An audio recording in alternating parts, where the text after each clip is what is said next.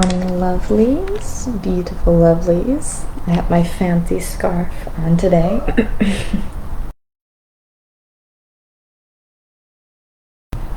Still wearing this cozy knit sweater because it is everything on a chilly morning.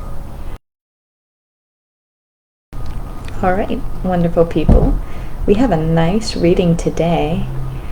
Jesus is still in India, so let's not get this reading confused with the section in the Gospel where Jesus is joining in with the tax collectors and speaking with them, and then even asking the tax collector to go ahead and host dinner at his place, and how that caused Israelites. They were confused. Why is Jesus hanging out with sinners? And I do believe that tax collector to be Saint Matthew now, Saint Matthew, but I'm not 100% sure, or at least his disciple Matthew.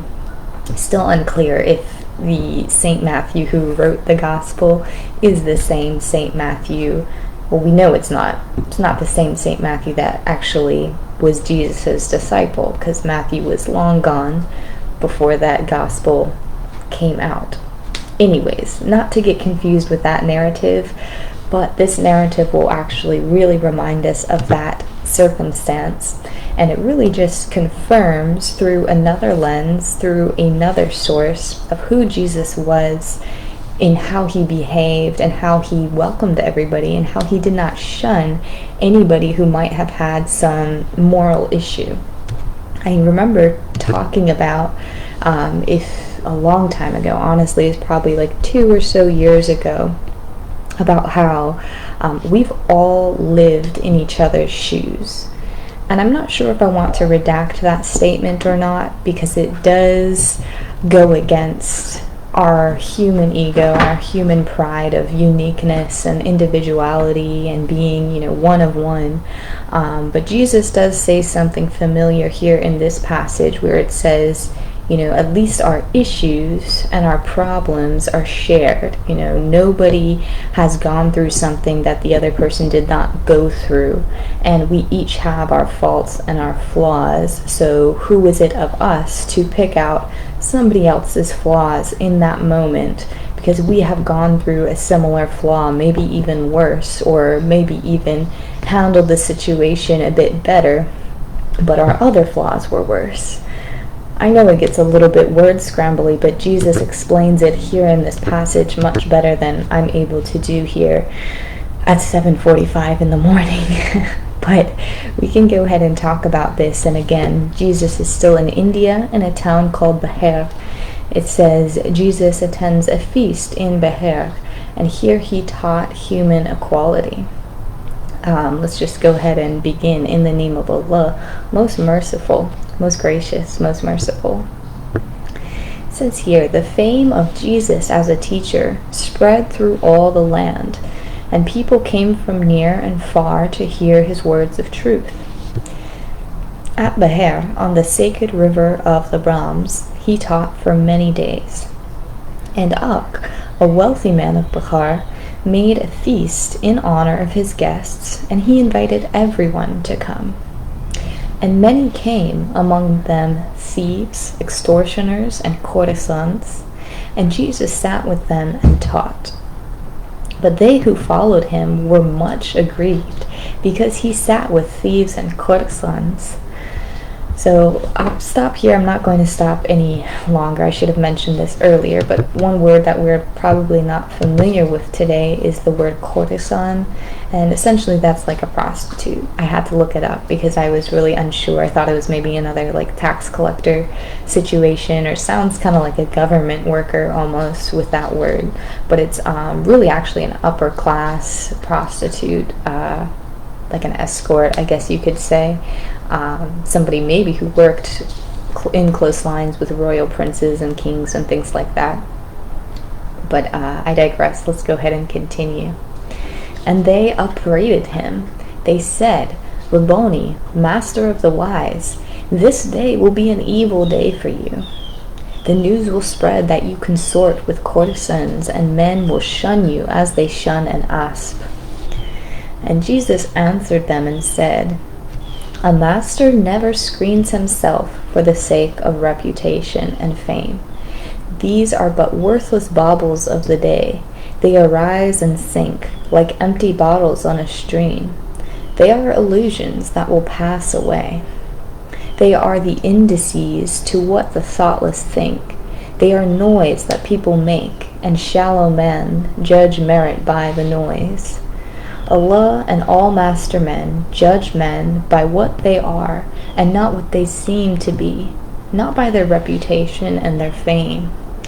These courtesans and thieves are children of my Father, Allah.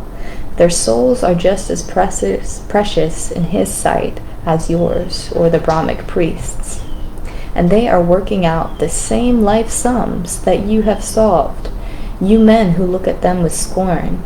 And some of them had solved much harder than you have solved. You men, much harder than you have solved, you men who look at them with scorn. Yes, they are sinners and confess their guilt while you are guilty, but are shrewd enough to have getting a little jumbled. Yes, they are sinners and confess their guilt while you are guilty, but are shrewd enough to have a polished coat to cover up your guilt.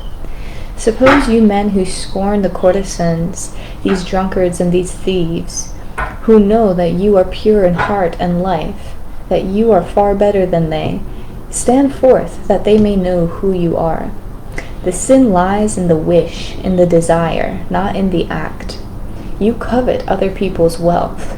You look at charming forms, and deep within your heart you lust for them. Deceit you practice every day, and wish for gold, for honor, and for fame, just for your selfish selves. The man who covet is a thief, and she who lust is a courtesan. You who are none of these, speak out. Nobody spoke. The accusers held their peace. And Jesus said, the proof this day is all against those who have accused. The pure in heart do not accuse. The vile in heart who want to cover up their guilt with holy smoke of piety are never loathing drunkards, thieves, and courtesans. This loathing and this scorn is mockery. For if the tinseled coat of reputation could be torn away, the loud professor would be found to reveal in his lust, deceit, and many forms of secret sin.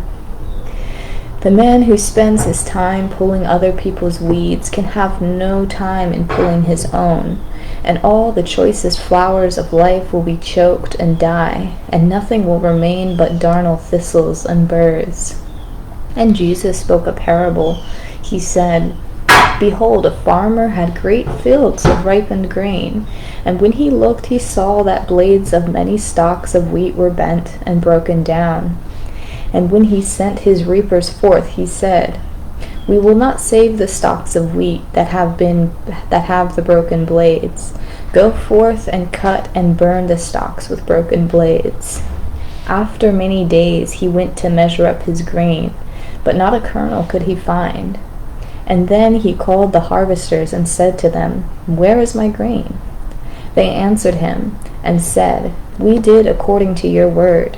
We gathered up and burned the stalks with broken blades, and not a stalk was left to carry to the barn.